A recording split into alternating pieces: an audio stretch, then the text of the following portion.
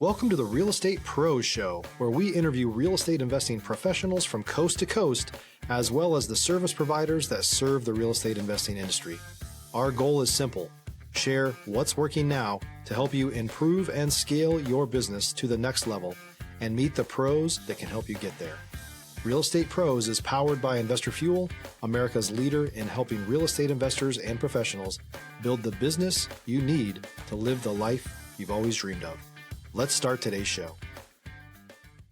Property insurance for real estate investors doesn't have to be difficult, but it does need to be there to protect you when you need it. MyInvestorInsurance.com not only provides insurance at 15 to 30% cheaper than traditional agencies, it's built specifically for real estate investors like you. You can set up an account in about 2 minutes, get quotes on properties, turn on and turn off insurance for your fix and flip or rental properties in around 2 minutes without having to talk to anyone directly, all through our portal. There's no better way or faster way to make sure you've got the coverage you need to protect you, and no more lengthy policies either.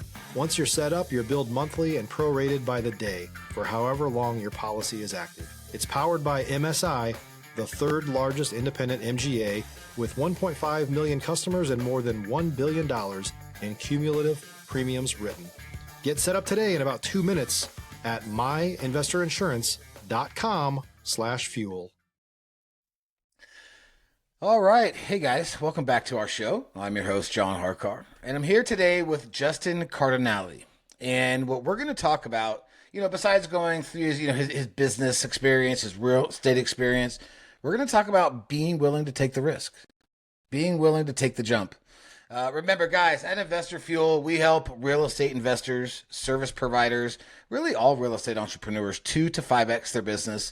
It's because we provide the tools and resources to grow the business they've always wanted and, in turn, live the life they've always dreamed of. So, Justin, man, welcome to our show. Thanks for having me, John. I appreciate it. Yeah, no, and I'm excited to talk about this. And I think that's some of the biggest thing I hear when I talk to especially people newer is, it took a long time to take the leap. Being willing to risk it. We're going to go for a while on that, I know. But before we get into that part, tell our audience a little bit about you, kind of your background in business and real estate, and what brought you to today. Sure. It's one of those things that I was sitting in a patrol car at 2 a.m. listening to these real estate podcasts, and I listened to this clip. Again, it's 2 a.m. There's nothing moving. I've got all my reports done. All the dangers, been put behind bars.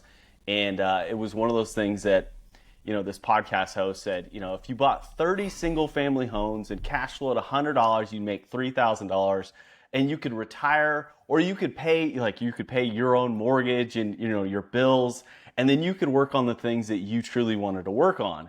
And It was one of those things that it just clicked for me. And all of a sudden, I'm starting to look at real estate. And sure enough, I missed the window, and from 2008 to 2011, I decided to, give up on all my dreams and go protect and serve because it was. Thank you for your service. Thank you, I appreciate it. It was one of those things that I was talked into it in the sense of you get a good stable paycheck every single month and a good pension, and 40 years down the road you'll get a watch. Yeah, exactly. You get a nice coffee mug that says, thanks for your service, have a great day. Right. Enjoy your retirement in 30, 40 years, and you'll probably die of a heart attack. So I looked at my life, and I had recently, we had our first son, and I realized that the career path that I've chosen, I loved it. I truly loved it. I was on the SWAT team, defensive tactics instructor. I dug it. Nice. But when you have a child, things change. And I realized that secure job that I had taken so many years prior, I was wearing a bulletproof vest, carrying a gun. Okay, it's not secure at all. You're putting yourself in danger all the time. Right. And I also looked at some of the history and realized that where I was a deputy sheriff, we were banking on the state of California to take care of that pension. And I realized that the state of California does not do a great job with money. They love spending the money. And I just feared that, by the time I retired at 57, 60, whatever the age was, I might have to go get another job. Like they might have blown my pension. And unfortunately, they had done it before in the in the .com crash when they invested a bunch of money into a bunch of fraudulent companies. What part of California? Stop living on an island and join the #1 mastermind in America for professional real estate investors. Investor Fuel is a community of hundreds of the nation's top investors working together to build stronger businesses and better lives. In addition to the amazing community of real estate investors acting as a board of advisors for one another, Investor Fuel members have access to 100% funding on purchase and repairs for our members only, a health insurance program, and benefits and discounts that more than pays for the membership of most of our members, meaning it's actually costing you money to not be a member of Investor Fuel. If you're looking to scale your business and build a business that allows you to live the life of your dreams, please visit investorfuel.com today and book a call with our team. California. It was Northern California, up near, in between Sacramento and South Lake Tahoe. So, okay, cool. Yeah. And, as I listen to the podcast and I'm still young, I'm still in my early 30s, I go, there's got to be a different way. So when the pandemic hit, I looked at my wife, I go, if we're going to do it, we got to do it now. She goes, well, I just don't think we can invest in real estate here in California. It's so expensive. And one of my mentors said, hey, why don't you go to the South? So sure enough, we sold everything, cashed out retirements. We sold the house. We sold the 3 cars. We got rid of the toys. And we took that cash and we moved to the state of Georgia. And I started buying as much real estate as possible. Interest rates were low and the opportunity was ripe. We were willing to take the risk. Everyone was, in this fear of this great recession that was going to happen. And I looked at it as an opportunity. I looked at, as a way to relive 2008. 2008, everything, went to the bottom. Mm-hmm. And in that time period, I bought one house and it was the greatest investment I had made. I had 4x my money. So it was one of those opportunities that we sold everything and took the risk. And when I talk about selling everything, I cashed out supposedly guaranteed retirement money to invest in my future and invest in now, which was, in self-storage and some single family rentals. So that's how we got where we are today.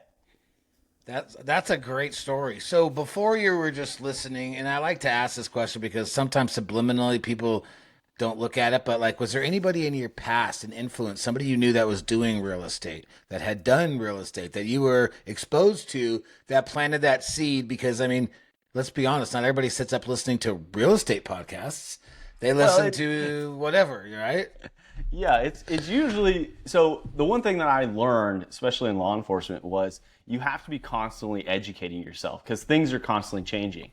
And I've always had a need for education. And, you can listen to Pandora, you can listen to Spotify, and you can listen to radio for, about 3 hours every single night. And it gets really boring. So you might as well learn something. And, one of the things that I looked at in just the world that I lived in was the wealthiest people in our area all invested in real estate. They had car washes, they had single family rentals, they had apartment complexes, they had laundromats, they had self-storage. And I go, how do I get to that position? So it was something where I started reaching out to those people. And one of my buddies, one of the guys I grew up with his son, and he soon became a mentor of mine. That's what he did. That's how he made his money, was investing in real estate. So that's kind of how I introduced myself to it. That's awesome. So as you find this and start learning, you end up selling anything. Why was it important for you to find a mentor? You had mentioned a mentor. I don't know who that is, but you had mentioned that. So I want to say, why? A lot of people might just do the YouTube U tract and learn on their own, but you sought out someone to teach you. Well, it was someone that not necessarily to teach me, but it was someone to confirm my crazy idea. Because everyone in my world, they were all government employees. They were all people who did not take a lot of risk. They thought, making $5,000 to $8,000 a month was a good living, and truly it is. And doing things like being a teacher or a nurse or a cop or a correctional officer or whatever that might be, not to insult my family members, but I wanted to buy some of that freedom back. I wanted to buy some of my time back. I wanted to take less risk with my life. And it was something where, I expressed this idea. Hey, grandma, grandpa, I'm going to sell everything and take your grandchild 3,000 miles away. And they're like, you're nuts. If you're looking for consistent, high-quality leads, look no further than Investor Machine. Investor Machine isn't just another agency. It's the most sophisticated, data-driven lead generation company on the planet for real estate investors, and serves the role of being not just a lead generator for your business, but a marketing partner that is helping you achieve your goals along the way. Go to investormachine.com to learn more and schedule a call with our team today.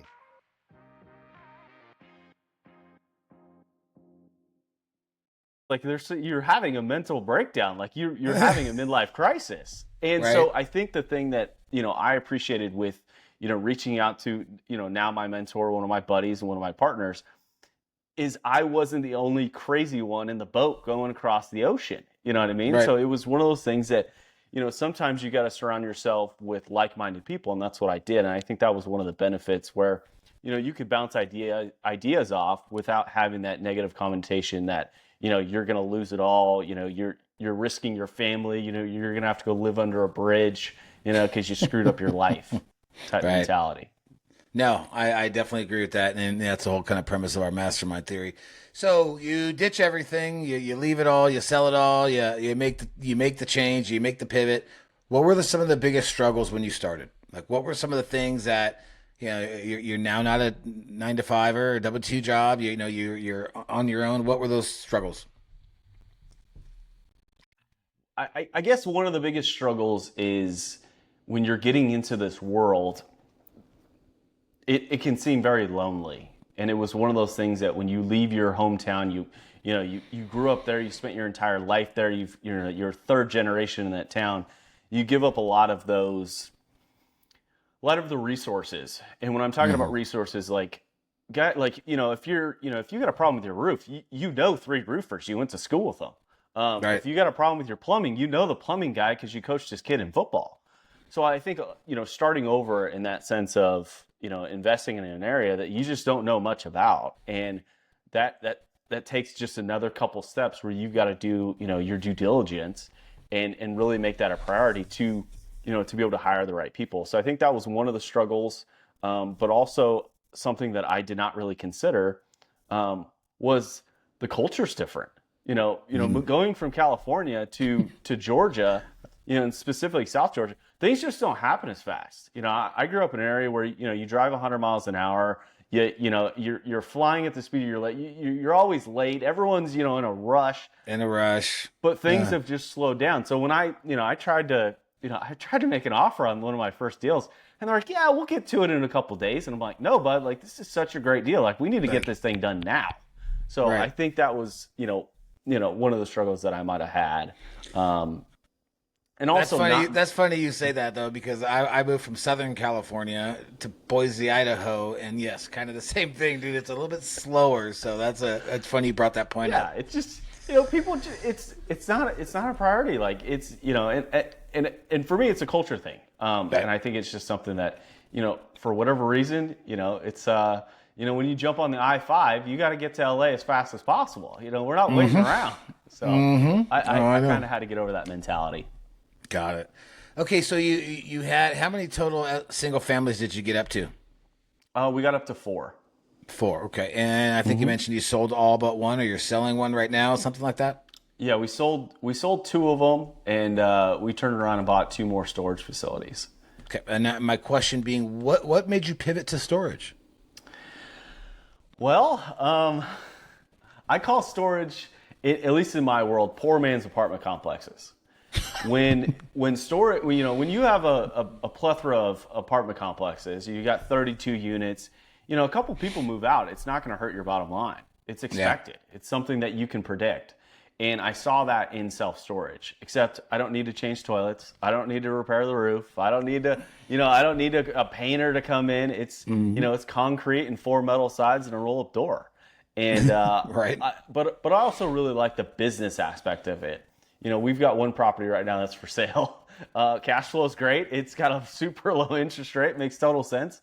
And I've got a property manager, and it's been wonderful. But the months where, you've got a tenant that moves out and it takes a month to turn that place around. And again, we're here in the South, so things take a little longer, to change out locks and get contractors in there. you lose out on some of that cash flow. And I didn't really like that idea of only having, rely upon one or two tenants. If you're a new or newer real estate investor looking to launch or grow your real estate investing business, please check out Investor Fuel Club. It's a coaching community, but unlike anything you've ever seen before. And you can actually partner with members of our mastermind from coast to coast on deals right in your market. There's no better opportunity to build a consistent business than to literally partner with pros to help you avoid costly mistakes, avoid the need for capital to do deals, and help you eliminate your fears as you're starting your business. Learn more about Investor Fuel Club at investorfuel.com/club.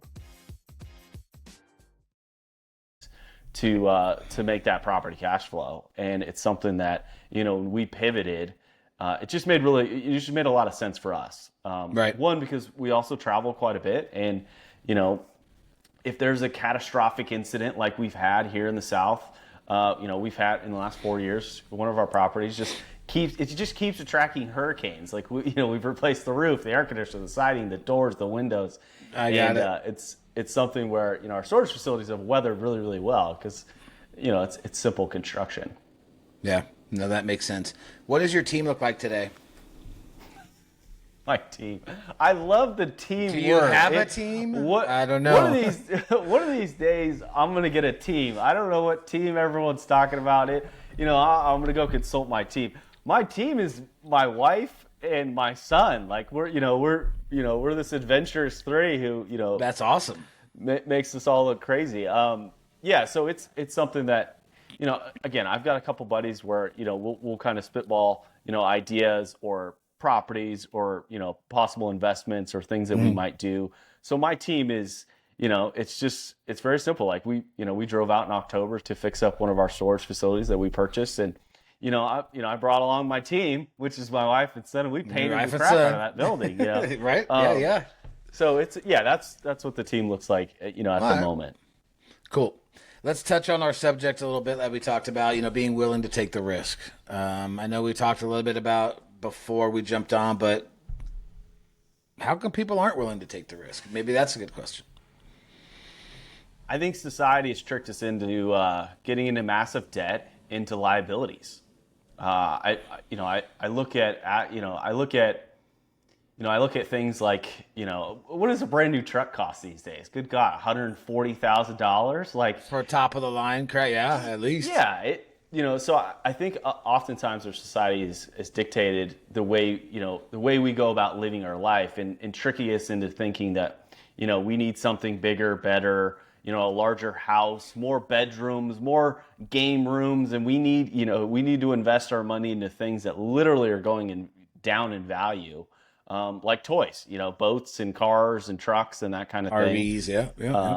So I think it's one of those things that, really limits the ability to gamble on yourself when your burn rate is, $5,000, $6,000, $7,000, $8,000 a month. There's not a lot of extra money to put, into a savings account so you can turn around and buy an asset. And I think that's something that, really limits people, when they're moving forward with their lives. They're competing with the neighbor instead of, competing with the wealthy neighbor who, lives in the 3-bedroom house that looks like it's going to fall over, but he's got, $10 million worth of assets. Right.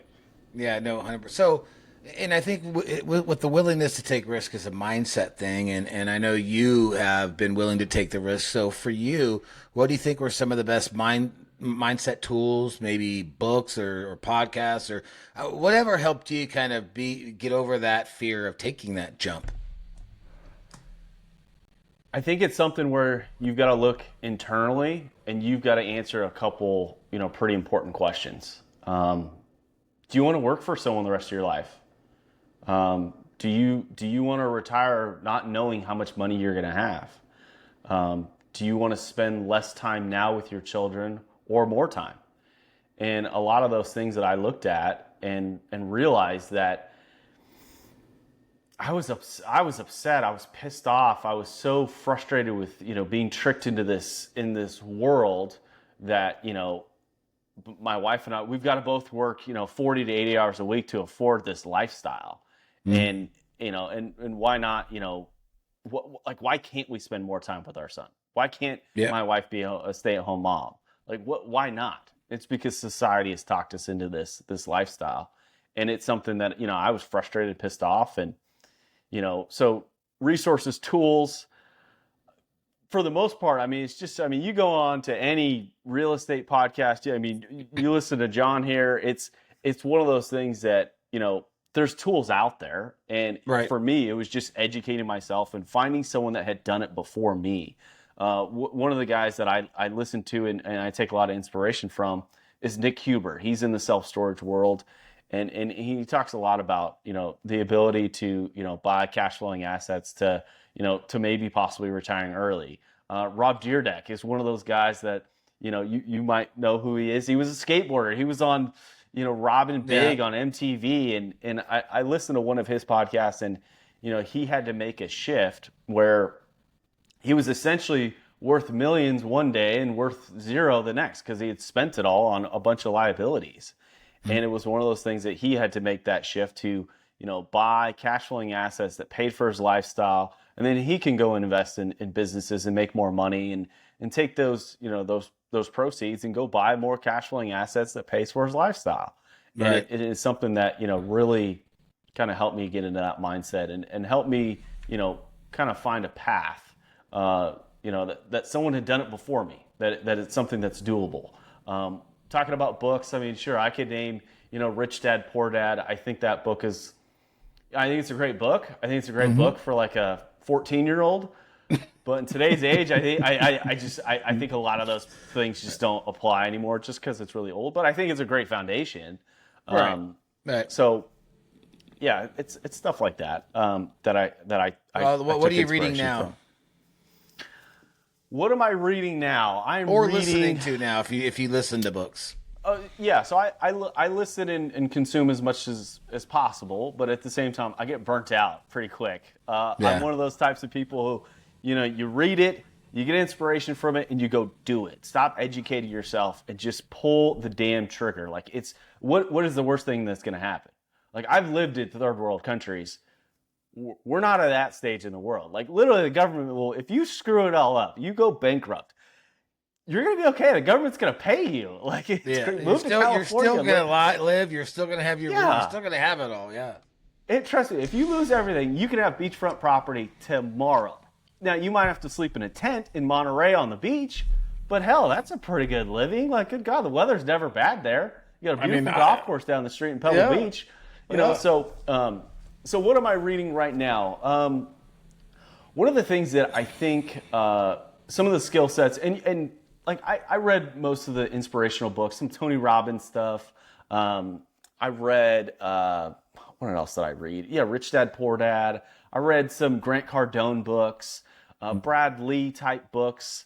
But then also, right now, my main focus is, how do I improve my business? How do I improve some of the skills?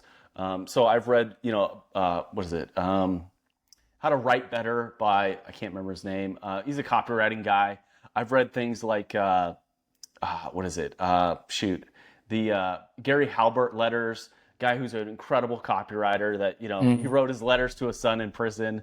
I'm reading Ted Turner's book right now, the guy who, started from billboards and created CNN and owned the Atlanta Braves and all that. But one of the books that I think is really intriguing is that I'm actively reading right now is How to Find Your Yellow Tux by the gentleman, forgot his name, Savannah Bananas guy. I don't know if you're familiar with the baseball world. They just played out in Los Angeles not too long ago, but yeah. Yeah, so I'm reading one of his books right now to try and get some inspiration to do things a little bit different.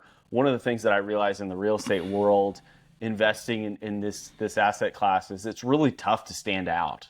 It's really tough because everyone looks the same. Your signs are the same, the website's the same, the property managers is the same. It's just it's just all vanilla. And so how do we stand out? How do we how do we go down our road with having some of those those core principles to make sure your business doesn't fail? So those are kind of some of the things that I'm looking at and reading at right now. I love it. I love it. Appreciate you coming on here and sharing all this, man. You gave a ton of good stuff. Guys, I hope you all enjoyed it. If there's folks that want to get a hold of you, Justin, what's the best way? Best way. Shoot, you could see. I have no idea. You can go to one of our websites and email me. You can reach me on all social media platforms at JC Cardinale, JCCardinale. Okay. I will answer everyone's messages. That's one of the things that I enjoy doing, because I've discovered in this world that sometimes you need to talk to someone to make it seem like what you're thinking about doing isn't that crazy. And it's something that, I would love to give back in that aspect.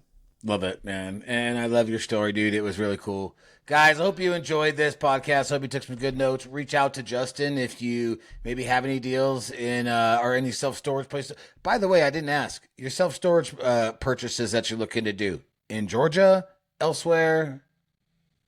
Anywhere. We've found a business model that we can run these things remotely. We go to the facilities probably 4 to 8 times a year, depending on the need. So we're buying all over the country as long as it makes sense. One of the things that I didn't mention, so deals, look everywhere, ask everyone. The last 2 storage facility deals I've bought have been off Facebook groups. If you would have told me that 5 years ago, I'd be like, "You're nuts. You gotta go on Crexy or Realtor or Zillow or LoopNet or one of those." No. But no, I bought in 2 great deals. That's awesome. Direct promoter. So, anyways, yeah. Yeah. Now, very cool. So, guys, if you have deals, reach out to him and see what you could do. Guys, we'll see you on the next episode. Cheers. Thanks for joining us for today's Real Estate Pros Show. You can learn more about the amazing benefits of the Investor Fuel Mastermind community, including surrounding yourself with hundreds of other rock stars, 100% financing for your deals, and members-only discounts from vendors you're likely already using that, as a member of Investor Fuel, will save you more than the cost of your membership. Visit investorfuel.com to learn more. If you're interested in joining us as a guest of this show, please visit investorfuel.com/pros to apply. You can also check the show notes for access to free resources, how to get access to world-class lead generation, and much more. Don't forget to subscribe so you never miss another episode. Have a great day. We'll see you on the next show.